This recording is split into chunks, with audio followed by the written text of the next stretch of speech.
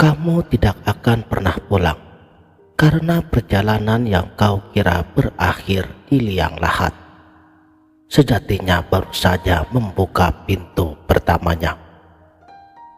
Kamu menghabiskan hidup mempercayai garis lurus, lahir, beramal, lalu mati, dan kemudian menunggu di alam kubur hingga hari kebangkitan. Lurus, rapih, sederhana.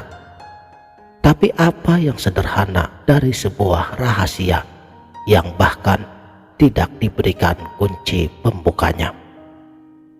Salam sang sejati. Ada bisikan yang selama ini kau abaikan, bisikan yang muncul setiap kali kau melihat sebatang pohon jati merangas di musim kemarau, lalu kembali menghijau begitu hujan menyentuh akarnya. Bisikan yang sama ketika kau menatap api unggun, menyaksikan kayu berubah menjadi bara, bara menjadi abu, dan dari abu itu angin menerbangkan sesuatu yang tak kasat mata ke langit malam. Kemana perginya panas itu? Kemana menghilangnya nyala yang tadi kau lihat begitu perkasa? Ia tidak mati, ia hanya pindah bentuk, pindah frekuensi, pindah ke ruang sunyi yang tak bisa kau jamah dengan indera kasarmu. Kau pikir kau berbeda dari kayu dan api itu? Kita hidup dalam kesombongan yang diam-diam kita pelihara di pojok batin. Kesombongan bahwa perjalanan roh berhenti hanya karena jantung berhenti. Kesombongan bahwa satu kali hidup di bumi cukup untuk mempertanggungjawabkan seluruh potensi cahaya yang ditiupkan ke dalam tulang rusukmu. Tidakkah kau merasa ganjil? Tidakkah pernah terlintas dalam heningmu? Mengapa beban yang kau pikul terasa begitu berat? Seolah-olah kau bukan hanya menanggung luka dari masa kecilmu sendiri, melainkan sebuah luka dari zaman yang bahkan tak pernah kau huni. Ada memori yang bukan milikmu, ada ketakutan yang tiba-tiba muncul tanpa sebab, ada kerinduan pada rumah yang tak pernah kau kenali alamatnya. Kau menyebutnya naluri, kau menyebutnya intuisi, kau menyebutnya dejavu. Tapi itu bukan sekedar istilah kosong. Itu adalah getaran, sisa-sisa dari perjalanan panjang yang telah kau tempuh. Perjalanan yang membuat rohmu lelah, tapi juga bijak dalam diam. Peradaban lain menyebutnya dengan berbagai nama. Ada yang menamainya Punabhava, kelahiran kembali menuju kesadaran yang lebih jernih. Ada yang menyebutnya sebagai hukum karma pala, buah dari getaran yang kau tebar di kehidupan sebelumnya. Ada yang melukisnya sebagai Phoenix, burung api yang membakar dirinya. Lalu dari abu yang sama muncul sosok yang sama juga, namun dengan nyala yang lebih tinggi. Jangan buru-buru menghakimi mereka sebagai sesat. Jangan cepat-cepat menutup telinga hanya karena bahasa yang mereka pakai berbeda dengan bahasamu.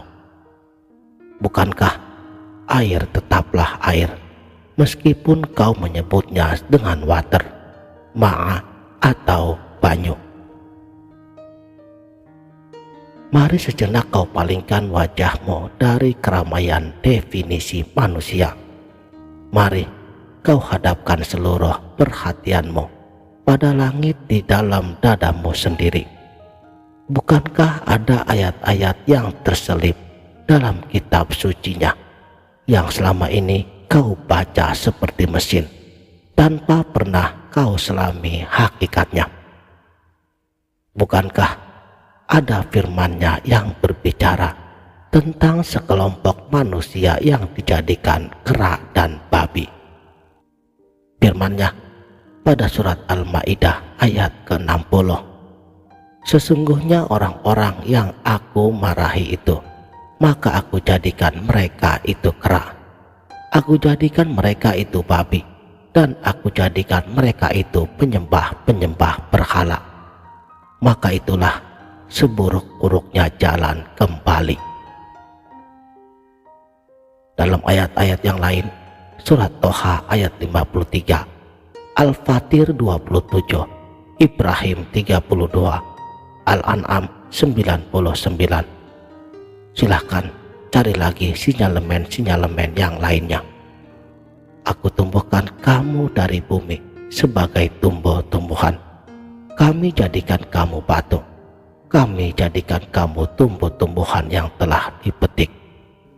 Apakah di sini kamu hanya sekedar menganggapnya kisah kaum terdahulu yang durhaka? Tapi benarkah hanya sebatas itu? Ataukah itu adalah isyarat bahwa bentuk fisik bukanlah harga mati, melainkan pakaian sementara yang bisa diambil dan diganti sesuai dengan timbangan batin penghuninya? Jika ruh bisa turun derajatnya menjadi lebih rendah dari binatang, bukankah itu pertanda bahwa ia sedang menempuh anak tangga evolusi atau involusi kesadaran? Kau ditumbuhkan dari bumi, tanah yang basah, lalu berproses menjadi akar, menjadi daun, menjadi saripati makanan. Makanan itu kemudian kau santap, ia menjadi daging dan darahmu. Lalu di suatu waktu, ketika panggilan pulang itu tiba, daging dan darah ini akan kembali menjadi tanah. Bukankah ini lingkaran yang sempurna? Satu putaran napas semesta yang panjang. Dari mineral kau bergerak menjadi tumbuhan. Dari tumbuhan kau naik menjadi hewan. Dari hewan kau dianugerahi singgasana kesadaran bernama manusia. Kau bukan tiba-tiba ada. Kau adalah hasil fermentasi kosmik yang amat panjang dan melelahkan. Lalu, jika kau sudah tiba di makom manusia ini, kemana lagi kau akan melangkah? Apakah kau akan berpuas diri hanya menjadi makhluk yang terikat gravitasi bumi, terikat lapar dan kenyang, terikat cinta dan benci yang semu? Ataukah kau mendengar panggilan yang lain, panggilan untuk naik ke lingkaran di atas lingkaran, di mana hukum alam sudah tidak lagi mengikatmu, di mana keputusan dirimu lebur menjadi keputusannya?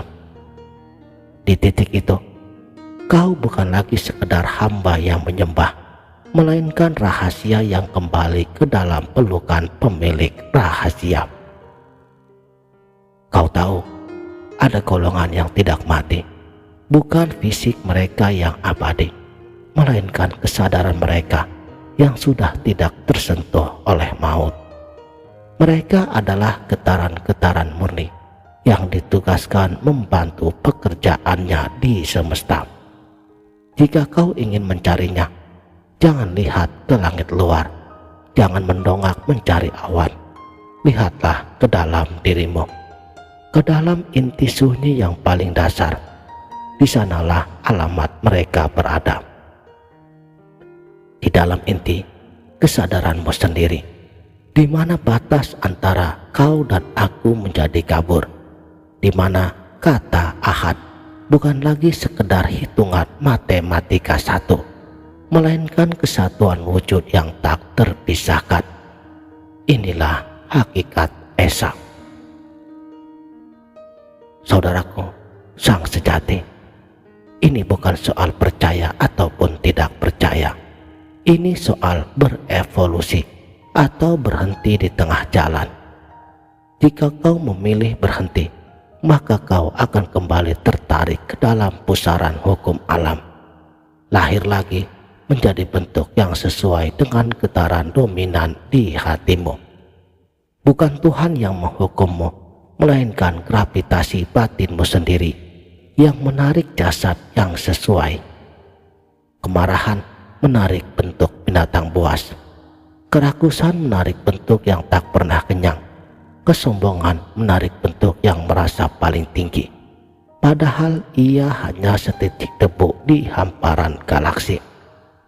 Dan jika kau memilih untuk terus berjalan, menapaki jalan sunyi itu, mendaki dari satu makom ke makom berikutnya, maka ingatlah, ini perjalanan tanpa akhir. Karena kembali kepada yang maha tak berhingga, berarti kau sendiri sedang dilatih untuk menampung ketak terhinggaan itu sendiri. Apakah kau bisa memilih? Ataukah sebenarnya kau tidak pernah benar-benar punya pilihan selain terus berjalan? Sebab lihatlah dirimu hari ini. Lihatlah kegelisahan yang tak kunjung padam. Lihatlah rasa haus yang tak bisa dipadamkan oleh seluruh air di samudra. Itu bukan haus biasa. Itu adalah panggilan pulang dari tempat yang paling jauh dan juga paling dekat sekaligus. Sekarang, pejamkan matamu sejenak. Hentikan suara-suara di luar sana. Rasakan detak jantungmu. Itu bukan pompa darah biasa. Itu adalah ketukan. Ketukan dari seseorang yang sudah terlalu lama menunggumu di sebalik pintu. Dan kamu masihkah ragu untuk membukanya? Demikianlah. Terima kasih telah menonton. Salam